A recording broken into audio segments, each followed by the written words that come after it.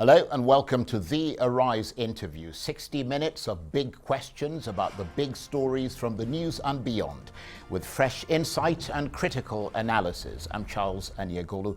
Coming up in the next hour, the first case of COVID-19 in sub-Saharan Africa has been reported and confirmed in Nigeria. The patient is an Italian citizen who flew into Lagos from Milan. As worries about the spread of the coronavirus take hold across Nigeria and in the West African subcontinent, we ask, is Nigeria prepared for a coronavirus outbreak? We'll speak to the country's CEO and national coordinator for the Center for Disease Control, a representative from the Nigerian Ministry of Health, the head of the West African Health Organization at ECOWAS, as well as an independent expert on infectious diseases. In a moment.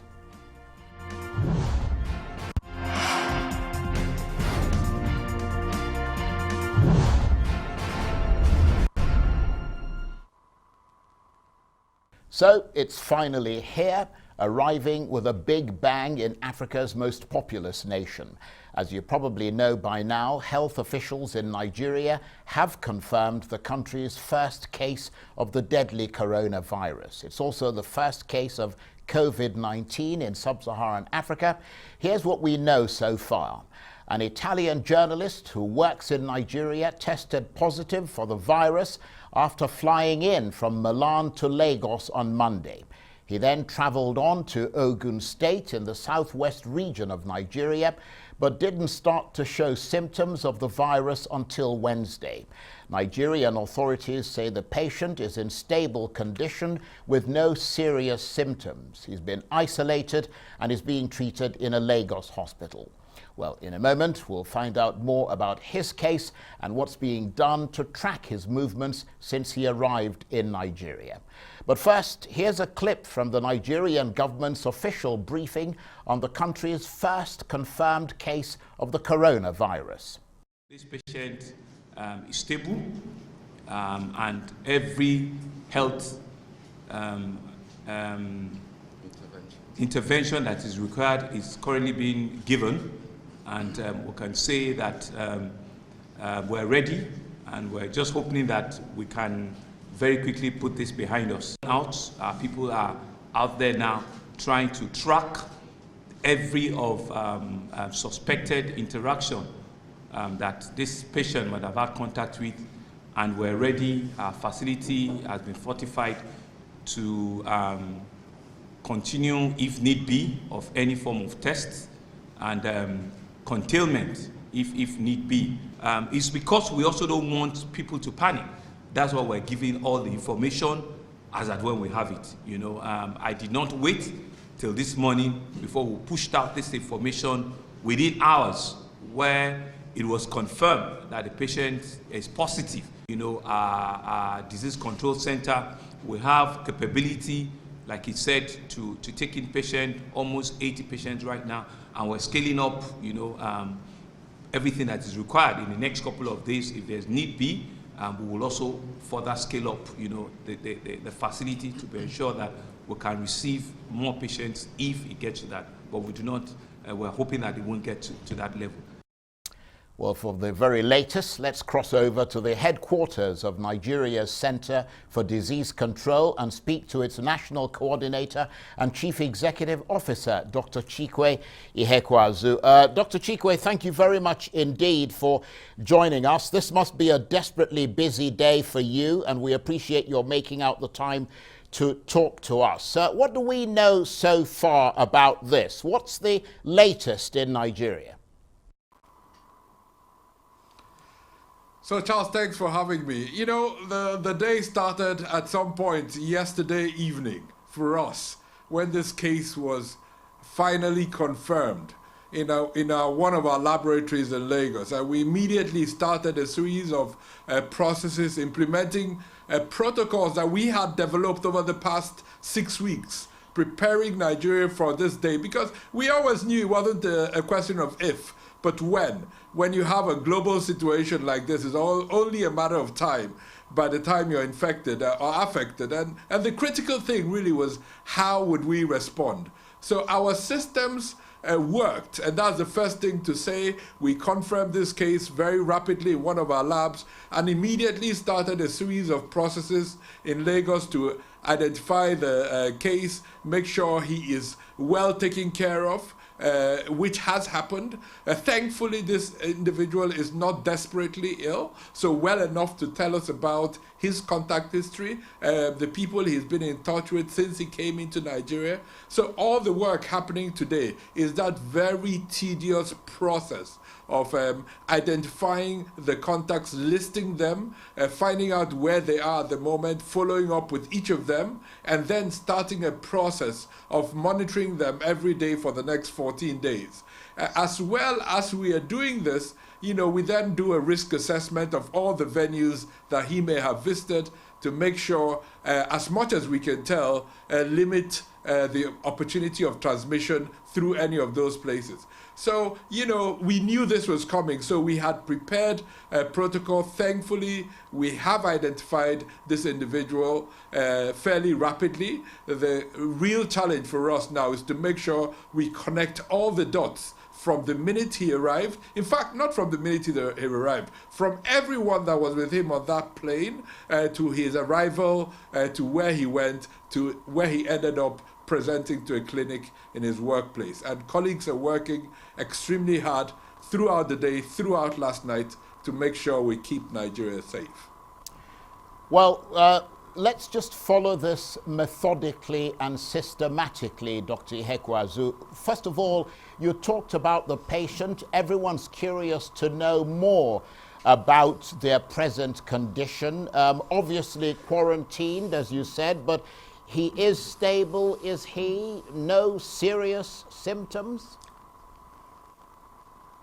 Yeah, the patient he's very stable. He has fairly mild symptoms. Listen, Charles, with this disease, we know that 80% of individuals affected actually show mild symptoms of a respiratory illness. So this is not Ebola or Lassa. The factors, what leads to anxiety about this is really the rate of transmissibility and the fact that it's a respiratory virus. And we haven't really dealt with many respiratory viruses in our context. So there's a fair bit of anxiety around this, but our experience and all the research that has come out of China till now shows that young people, able-bodied people generally are able to withstand this fairly well. This is a young man below 30, I understand. And so we're fairly optimistic of a positive outcome from him.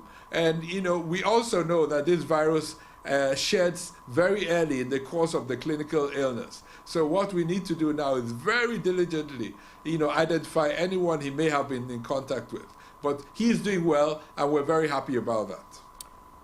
And Dr. Ihekweazu, you mentioned that you and your people were trying to trace all the contacts that he might have had. I mean, how are they doing with that contact tracing? Any luck there so far? Oh yeah, this is a very diligent process, so it's too early to give you specific numbers, but there's some straightforward ones. We have the list of passengers from the flight already, so that's fairly straightforward because we'll have contact details. We have to protect their privacy, but we'll be reaching out to a specific number of them. The more difficult thing really is, where there's been casual contact, where you've had some conversations in close quarters with people along the way on the day, on the 48 hours that he spent between the airport and his workplace. But that's all investigations going on at the moment. And we're fairly confident that if we find the people, and the series of also steps will then take effect and we'll follow them up for 14 days. But also, what we call the secondary attack rate for this disease, i.e. the number of people affected by a single person, we're looking at about 10%. So it's not given that if you were within 1 meter or 2 meters that you're necessarily going to be infected. There are a whole series of other circumstances that may make that possible or not. So right now it's too early to say how effective we are, but over the next 24, 48 hours, We will start gathering the information from the teams, analyze it in real time. That starts this evening, and a clearer picture will start emerging on how many people out there are potentially infected with this new virus. Now, as we await that clearer picture, Dr. Ihekweazu, you mentioned the flight he was on and the fact that obviously there were people on the plane with him trapped in that environment for 5 to 6 hours. People possibly now exposed who have since dispersed to different parts of Nigeria. And that, according to the experts, is a classic epidemiology platform for a massive community spread, isn't it? Well, not necessarily, Charles. You know, the people most at risk are people that were actually in close proximity to this individual. You know, this is a virus that is spread by droplets. So droplet means you have to be, you know, within 1 meter, 2 meters of the individual to really be at risk of being infected. So we're not focusing completely at the same level of intensity in the entire plane. We're looking at people 2 rows behind, 2 rows in front, 2 seats on his right and left. That's the general protocol for this type of case. And that's the starting point. Those are the people most at risk. So we will identify them. You know, this is work we do fairly often, actually. It's just that there's a lot of anxiety about this particular new virus. But, you know, we have a group of people. I think the best thing that Nigeria did post-Ebola in the 2014-15 was set up the Nigeria Center for Disease Control, which I'm privileged to lead at the moment. And we have a group of colleagues that this is our bread and butter. So we're going to work over and beyond the call of duty to do our very best to make sure we identify everyone and keep Nigerians informed. We've been very proactive about enabling Nigerians access to the information that they need to protect themselves. Dr. Chikwe Ihekweazu, who is the head of the Center for Disease Control in Nigeria, we want to thank you very much indeed for joining us. And you're watching the Arise interview. Plenty more still ahead as Nigeria confirms its first case of the deadly coronavirus. Stay with us.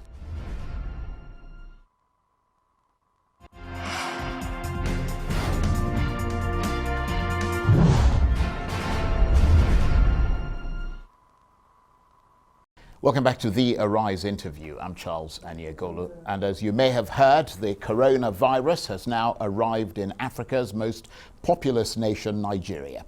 The case in the country's biggest city, Lagos, has prompted fierce debate on social media, with coronavirus Nigeria the top Twitter trend in the country.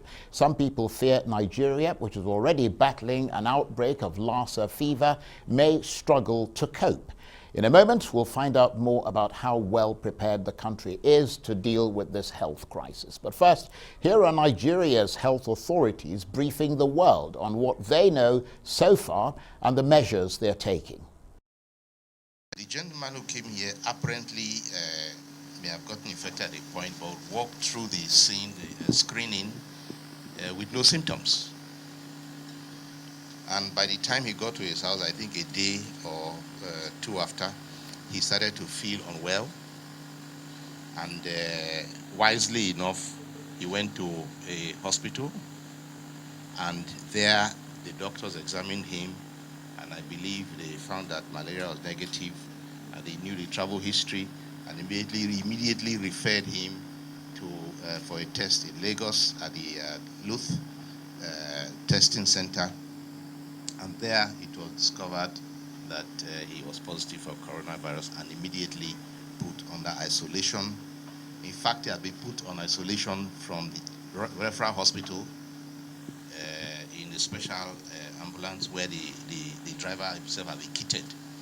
So there was pre-empty thinking on the side of the hospital and on the side of the drivers to transport him under those very specialized conditions to the infectious disease hospital in Lagos. The identity of patients is not generally released except with their own permission. So we're not going to tell you his name is XYZ. And also the name of the company he works with will not be released without their permission.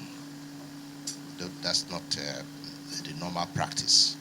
So he has immediately been put under very strict isolation, received the treatment, and the information I have this very morning is that he's stable.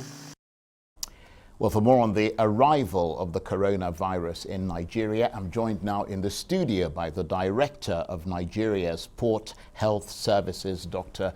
Alex Oko. Thank you very much indeed for coming in. And just to be very clear, you're in charge of the airports and the seaports and all of that across Nigeria in terms of health. Correct. So this first patient is now, as we understand it, in isolation. Beyond his particular case, how well prepared would you say Nigeria is for this outbreak from your point of view, from the ports and so on? Because the government has been saying they are ready and they are active. They've activated the emergency response center. But from your point of view, he managed to walk through the airports and you didn't detect anything. Well, yeah, so you see, like the DG of the NCDC told you, and as we heard from the Honorable Minister, this gentleman showed no symptoms at the point of entry. Now, this is a scenario that we've always envisaged.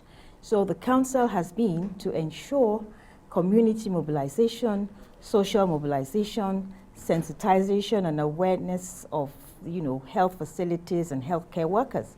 So that played out here, because clearly the man himself was well informed, the company he worked for had enough information, connected that with his travel history, and they did what was necessary to be done. Yeah, but what if it wasn't him? I mean, you say he works for a fairly, presumably an international company and all of that, well-informed. And of course, he's coming from Italy. Absolutely. And his own country has big problems with the virus. I mean, what if it was just somebody else, somebody who's maybe subliterate, who's traveled and has come in and just goes off to their village and says, oh, I've got a cough or a headache or whatever. What happens then? Yes, so here's the thing. The screening process at the airports accommodates that. For people who are arriving from China and affected areas, we have a health screening form where we get their travel history. And then we engage them and let them know that they're coming from an affected area. We've got their phone numbers. We tell them symptoms to look out for and why we're doing this. And we have a call log. We have been calling a number of people who have responded to our calls. And so far, we haven't had any of them who had come down with anything. But you've kept track of the people who are on the same flight with him. Yes, right now NCDC, which is responsible for that, is carrying out the contact tracing. And if you were to get in contact with people, what would be the procedure? Are there emergency response centers that are localized across Nigeria? Are they, concentrated in Lagos, or are they sort of in strategic locations across the country? It's nationwide. And like Dr. Chikwe said, it's a diligent process. And the protocols are very well established. So for the people who are following up on the contact tracing, they have protocols that they follow. And I would say that also for the airports, we have public health emergency contingency plans, which have since been activated since this was declared a global health emergency. And I presume that the level of preparedness at the airport and alertness has gone up. Absolutely. Because obviously there are quite a lot of people who are traveling through. Concerns have been raised. I've spoken to experts outside Nigeria in the United States who say that the fact that this person was able to go through the airport raises alarm bells for them. That in fact there may be quite a lot of people who have gone through the airport who could be floating around the country now, not necessarily on that flight, but on another flight. Well, I would say that isn't absolutely correct. So backtrack to 2014, the Ebola case in the United States. Duncan arrived at the point of entry. He had no symptoms. He now manifested within the community and went to a health facility, and that's how that outbreak played out. This is similar. He had no symptoms at point of entry. There was no indication to hold him, and he must have had the counseling that we said for people coming from affected areas to say, listen, if you have any symptoms, you need to act quickly, because you're coming from an affected area. So I don't think it's correct to say that, you know, he has slipped through the point of entry with regard to that. And mind you, the last time I checked, I think we have this virus in over 45 countries now. Many of those countries more developed than Nigeria is. So I wouldn't say he slipped through the point of entry. We've got his health screening form, which every passenger is expected to fill now, by the way, on arrival. So, and that didn't show any indication that he was ill. Otherwise, we have protocols that would have been activated if that form had indicated that he had any signs and symptoms of what we were looking for. Right. Let me just ask you this, because, for instance, there are, I mean, there have been fairly, some would say, draconian measures that have been put in place by a number of countries to try and prevent the spread of this disease. What is Nigeria doing at the airports? Are there any flights, for example, that are now, obviously, some of them would be suspect coming from some areas, and that would intensify what you're doing with those particular flights. But is there any talk at all of preventing some flights from coming into Nigeria at this stage? Not that I know of. Basically, we have followed the World Health Organization guidelines to detect, assess, and respond at the points of entry. The World Health Organization also does not recommend restrictions to trade or travel. So, to the best of my knowledge, there are no flights that have been restricted. Right. And because really you're unable to filter who's coming from where, because the other day we had a passenger who traveled from China through an airline to Dubai, and from Dubai went to Cairo and came on another airline.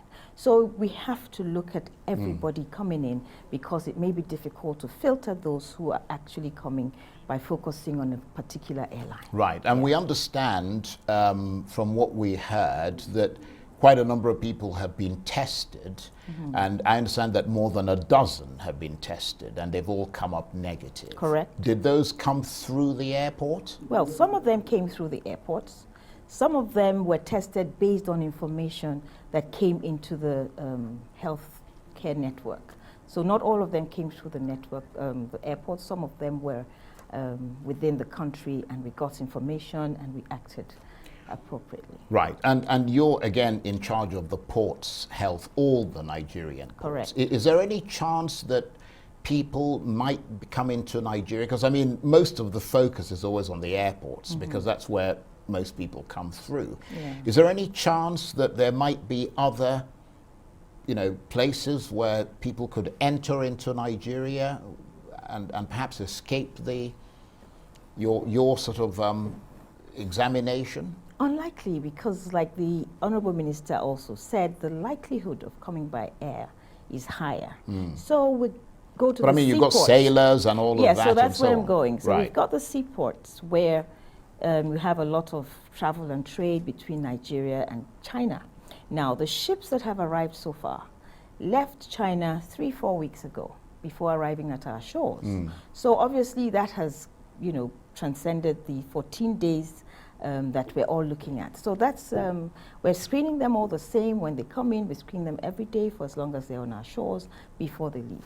And Yeah. what would be your advice as the person who is in charge of the health of the ports in Nigeria? What would be your advice to people in Nigeria, people traveling into Nigeria, and people using the airports? Because I'm presuming that you're also doing these checks in domestic airports. Well, at the moment, not in domestic airports. Right. Now, this is a process that is continually evolving. Preparedness is a continuous process. So now we have the outbreak in country. We will look at our protocols and see if that becomes necessary. We will activate at the domestic airports. However, the major challenges we have now with the screening at the airports is with the screening forms. Now, the protocol is for the airlines to give these forms to passengers on board the airline for obvious reasons. It prevents delays in facilitation. They're more inclined to fill it if they're sitting comfortably on the plane. However, we find that most of the airlines fail to give these forms. And this is an appeal through this channel to ask them to comply, because we have sent out a signal that going forward, if they do not comply, it will be taken very seriously because it is jeopardizing national health security. Secondly, we've got some VIP passengers who come and think we're a nuisance because we want them to fill the forms. So we're also appealing to them to please comply with all the measures that have been put in place to protect Nigerians. Because guess what? We have heard of a certain country now where the vice president has been diagnosed. Yeah, that's true. Iran. Yes, and the deputy health minister. Right. So this virus has no respect for status, ethnicity, or religion. I want to thank you, Dr. Alex Oka, who's the director of Nigeria's Port Health Services. Thank you very much. Thank you very much. You're watching the Arise interview. Plenty more still ahead as we continue our discussion about the arrival of the coronavirus on Nigeria's shores. Stay with us.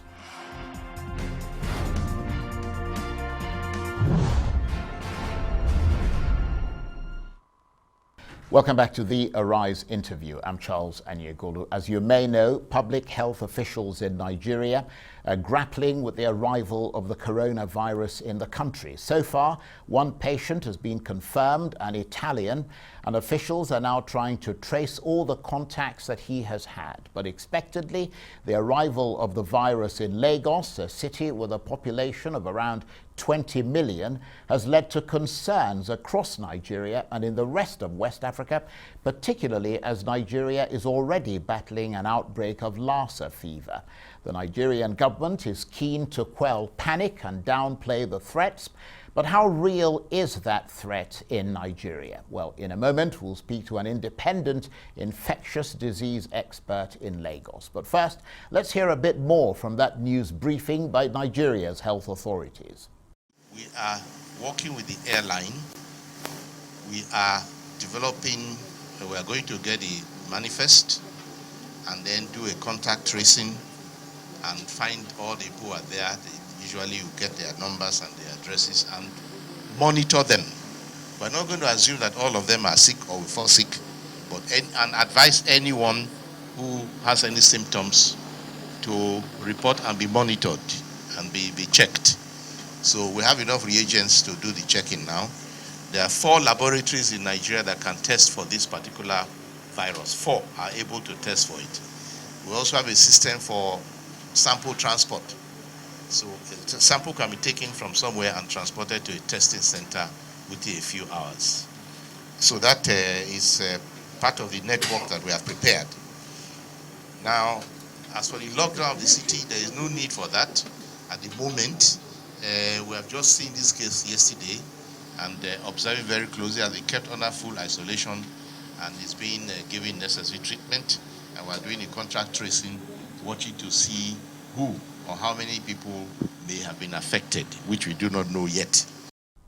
That's the Nigerian Minister of Health there. Well, for an independent assessment of the implications of the arrival of the coronavirus in Nigeria, I'm joined now from our Lagos studios by the respected virologist and former president of the Nigerian Academy of Science, Professor Oyewale Tomori.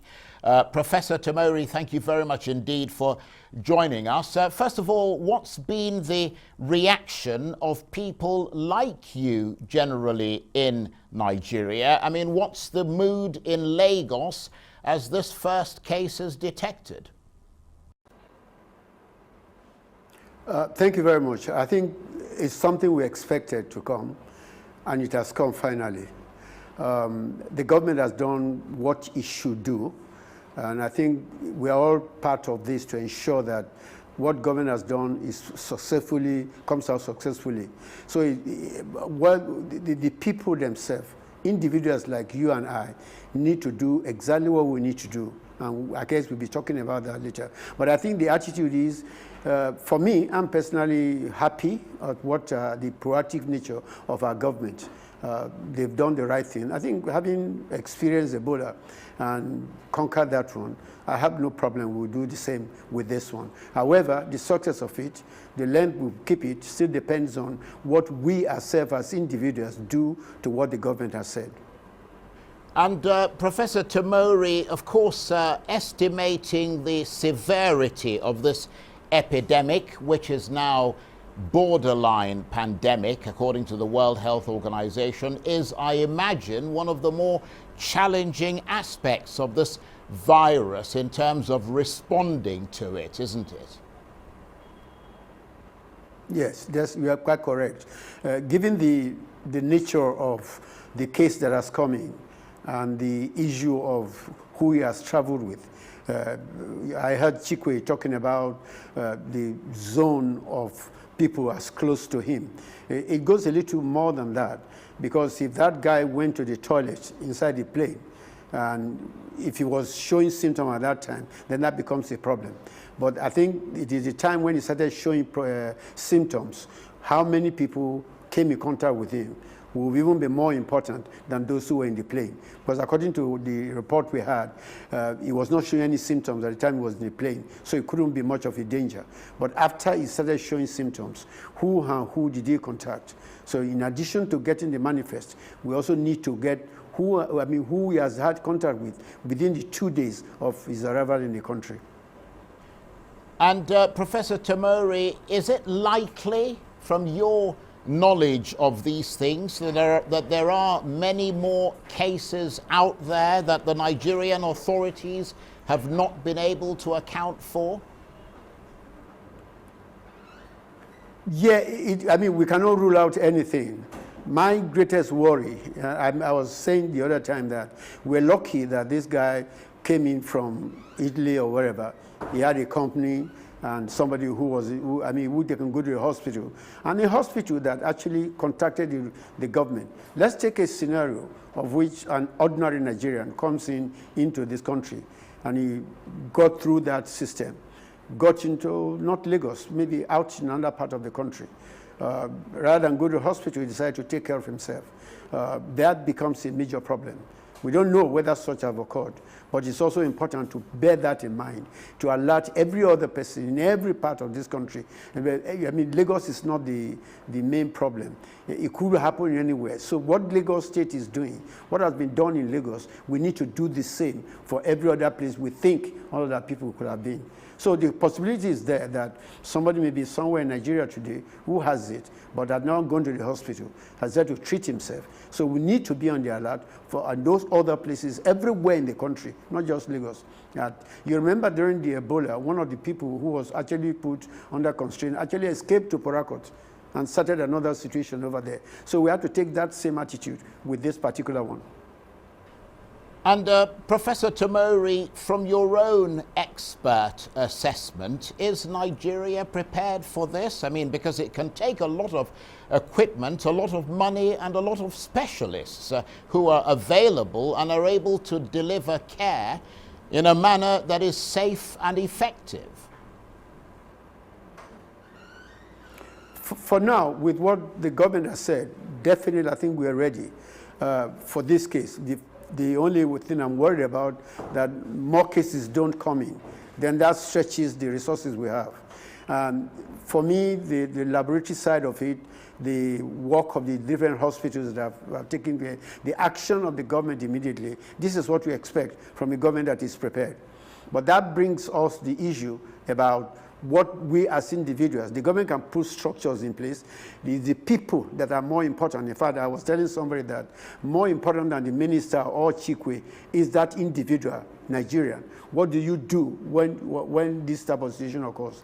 The lady in charge of the port health was mentioning the fact that the airlines are not cooperating. For me, I traveled recently, and we didn't get that form until we arrived at the arrival hall. And imagine 60, 70 of us all coming down that rickety, rolling staircase, and all in that, crowded in that place, filling form. Many people just come in because I've been traveling for the last 6 hours. I want to quickly fill the form. And the lady or the two people who were at the reception definitely were overwhelmed. They couldn't even get a chance to look at those forms. So that's where I think we need to improve to make sure that we do better. For me, I think I will add on and say, if airlines are not cooperating, let the Port Health Authority be at the gate of the plane. Anybody who doesn't have his form filled should stay in the airport, in the plane until he fills the form, so that people can come in and the guys who are looking at those details will know. The general thing for most people is to answer that question and just feel no, no, no, no, no, no. But then you have to ask more questions, time enough for them to ask the question, where have you been? I was hearing people talking about China and whatever. Supposing somebody comes in through Askai, through Togo, But remember, the same plane takes people, Togo plane takes people to US and other places. So they mix with the guys in Lome and come in there. So we need to ask those questions, not just you are coming in from Aska in Lome. Where were you 24 hours ago? Where were you 48 hours ago? But we need enough people at that point to be able to ask all these questions. Well, most of the flights in Nigeria arrive almost at the same time. So we are overwhelmed. So I'm appealing to the Port Authority, get more people in that place there. Make sure that nobody comes out of that plane until the form is filled. Don't bring all of us to this crowded place and 80 people trying to fill one form, no table, nothing. That needs to be improved. I don't know whether that has improved now, but I'm telling you the experience I had when I came. So we need to address those individual citizens. And the person who is in charge of monitoring those things should actually spend his time cooperating, focusing on that one. We need to let them know that their job is as important as that of the minister, that the job is doing is as important as that of Chikwe or the director of Port Authority. We need to get FAN to come in and provide a conducive environment for these people to work. Crowding them up into one desk or two desks is not going to solve the problem. The time is coming when all those airlines are coming late at night. If you have 300-400 people at the same time, you're going to have a problem. That happens. So my point is that government has done what it should do. It's left for you and I, individually, to do what is right. And when somebody falls sick, report to the hospital. When the hospital hears about people, they inform the right authority so that proper action can be taken. That tracing becomes the most important aspect of it. Those are very good points you've made there, Professor Tamori. But of course, the real strength of any country's readiness for this type of outbreak is its state and local health departments, who should have adequate preparedness for this type of scenario. Is this an area of weakness in Nigeria, especially with diagnostic testing compared to other advanced countries, for instance? You're quite right. Lagos is not Nigeria, nor is Abuja the all of Nigeria. Nobody knows what the states are doing. I think it is important for us to have information. What is happening in Ogun State? What is happening in Anambra State? What is happening up in Kaduna? What is happening in Katsina, where there are no airports? Each of us must be prepared at each level. Whatever is being the focus on Lagos must also spread to the other parts of the country. I had you asked a question about, is Lagos the port of people coming from different areas? You may say, the lady was talking about the ship coming from China. Some of these ships also take passengers, along the line. So it's not counting from China. It is also looking at how many people came in between the road. Is it within the 14 days? That's one aspect. We must not focus all our problems just on Lagos and Abuja. Each state must take what the state in fact, I'm so impressed with what the Lagos state government has done with the minister, the commissioner for health, and the state governor coming out at the time. What are other states doing? They should be on the alert. It's not when the thing Professor comes to your state before you take action. Okay, I want to thank you very much indeed, Professor Oyewole Tamori, former president of the Nigerian Academy of Science and the respected virologist there. You're watching Arise interview. Plenty more still ahead as we continue to grapple with the news that the coronavirus has arrived on Nigeria's shores. Stay with us.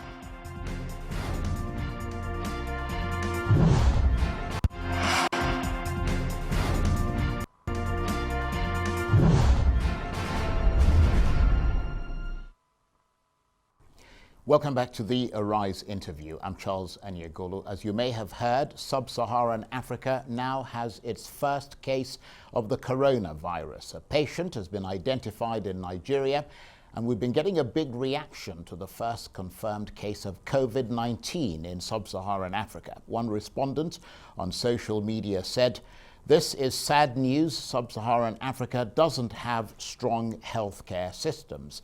But another said, "No one thought we stood a chance against Ebola, but we did, and the world came to Nigeria to find out how it was done."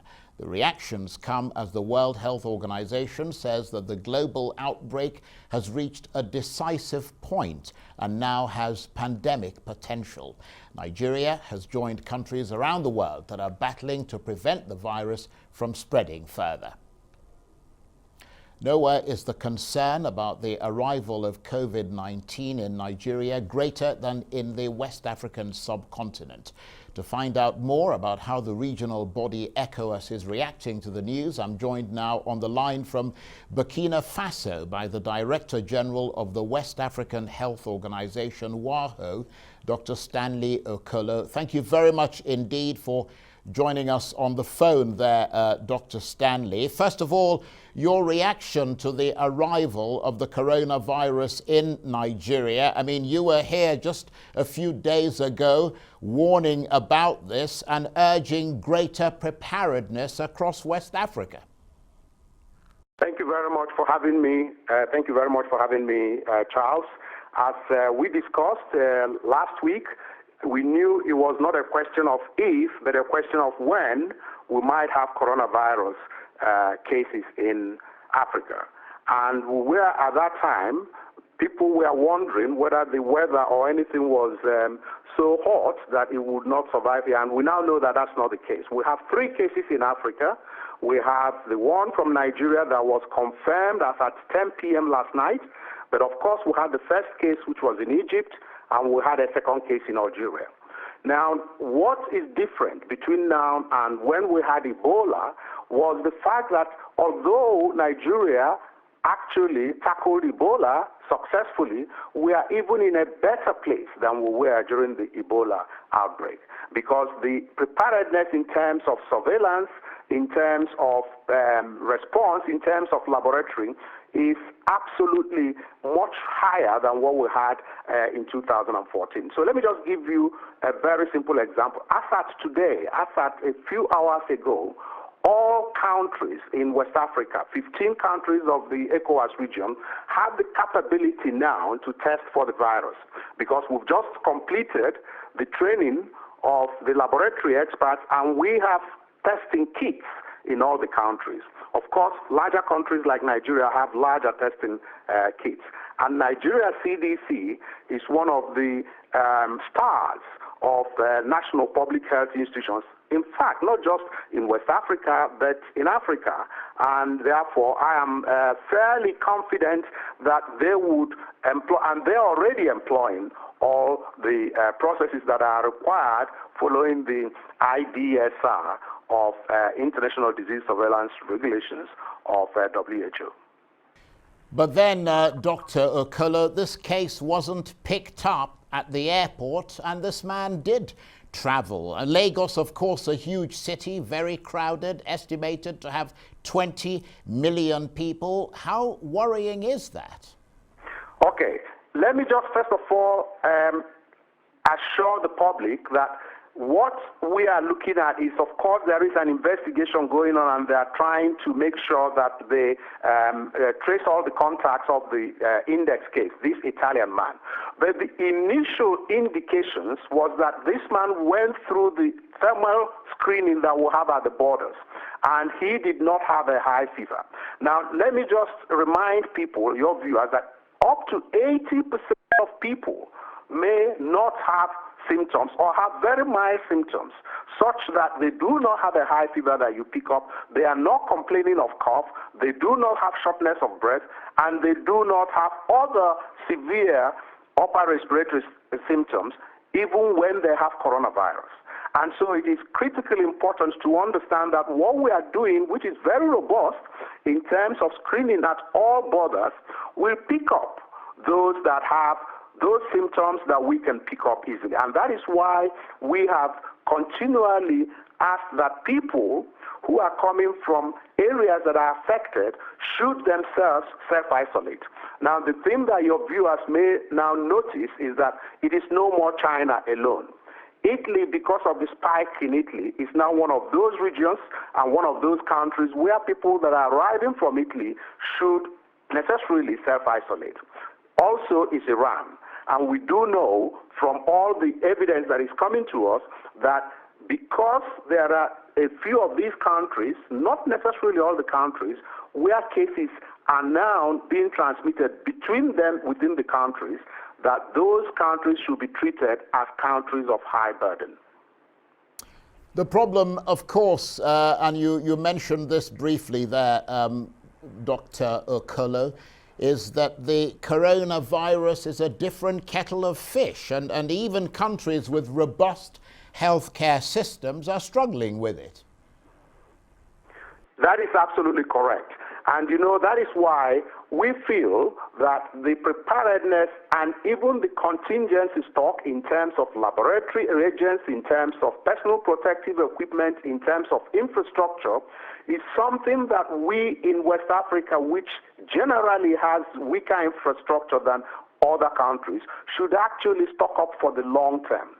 The costed regional financial plan, which we are now putting out for funding from not only national governments but also from the private sector in West Africa and from partners, we have all these that have been costed, and we are looking at a gross figure of about $50 million in the first instance in order to make sure that we have enough stock, not just the ones that we are using at the moment, but to prepare for if this epidemic continues to increase outside China as it appears to be doing at the moment.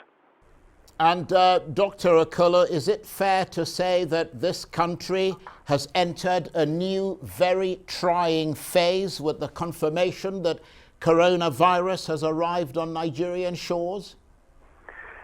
It is a situation which is not what it was as at yesterday or as at last week, and therefore we do have a case. What is happening at the moment is that there is rigorous and robust contact tracing of all the people that have had contact with this individual over the 48 hours that he arrived and from the time of confirmation of that, from that to the time of confirmation. There is also a robust tracing of the contacts of this individual. So the one thing I plead with the public of Nigeria is that coronavirus means we have to have a change of behavior. It is no more a time to not only be superstitious, but it's a time to listen to public health advice, but also to understand that individuals may have to compromise their freedom to some degree in order to protect themselves and their loved ones. And it's also important to say that if you think you have had contact with either this individual or with a contact of the individual, you must please phone up the NCDC free phone that NCDC, Nigeria Center for Disease Control, has given, and most other countries in West Africa do have that, so that advice, care, and support will be given to you.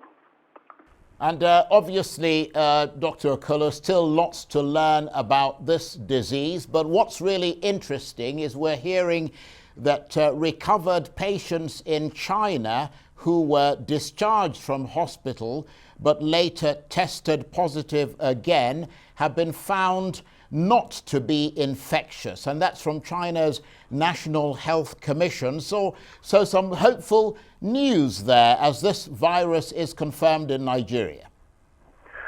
That is helpful news, but what we have to know is that there are several things we do not yet know about this virus. Do remember that this virus has been with us for only 8 weeks now, but there are some things we do not know. Yes, we are absolutely correct that we do not know how long the viral shedding, in other words, how long is somebody passing out the virus, not only before they have the symptoms, but also those 80% that do not have symptoms, and in addition, after the symptomatic period, even after recovery. So how long are they passing this virus? We don't know that. We also don't, of course, know, for example, what are the risk factors in terms of people that do not have symptoms compared to people who have symptoms. Okay. So there are so many things we do not know. But what we know is that the public has the duty to protect themselves. Okay, we must go. Dr. Stanley Okolo, I'm really sorry to interrupt you, but absolutely brilliant stuff from you there. Dr. Stanley Okolo, Director General of the West African Health Organization. That's it for this edition